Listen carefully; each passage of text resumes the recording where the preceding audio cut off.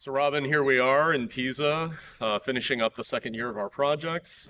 We have our big consortium meeting. We're aiming to show these breakthrough technologies for a BCI system. How do you feel the progress has been towards achieving these breakthroughs in the first half of the project?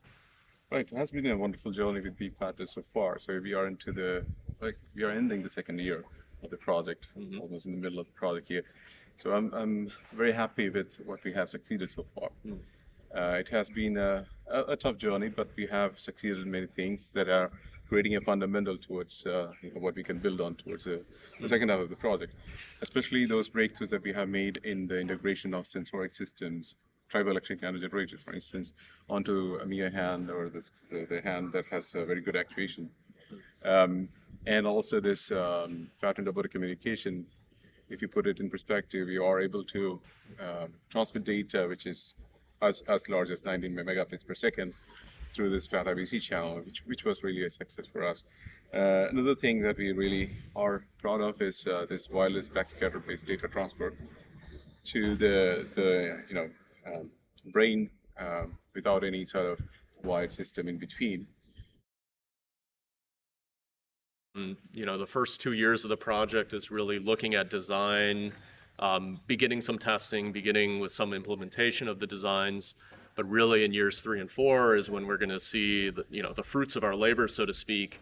And a lot of what you were just discussing, these achievements in these specific areas, a lot of that has been developed by specialists within their specific teams and the work packages. There's been plenty of inter-work package coordination, but a lot of this development has happened within each subsystem. Now we need to take all those subsystems together, get them talking to each other, see that we can do end-to-end communication, control of the prosthetic limb, and then send the signals back. And this is going to be its own unique and very challenging task ahead of us. I said earlier that the first half of the project, you come in with a lot of positive energy and you're thinking about what could be possible, what could we achieve. Now we're going to find out what is possible and what we can achieve. And there's going to be a lot of fine-tuning, a lot of adapting for challenges that emerge when you connect the systems together. And we're gonna have to learn about what kind of trade-offs may exist with the technologies we've developed and chosen, what work remains to be done in the future. So, to date, all the testing we've done is at the bench, and we have more bench testing to perform, of course, with the integrated system.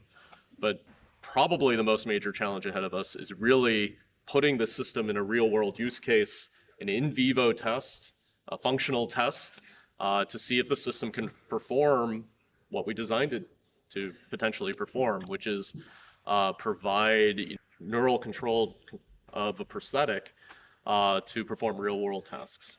And that's going to be really a major challenge for us, but also will be very satisfying when we can see the results.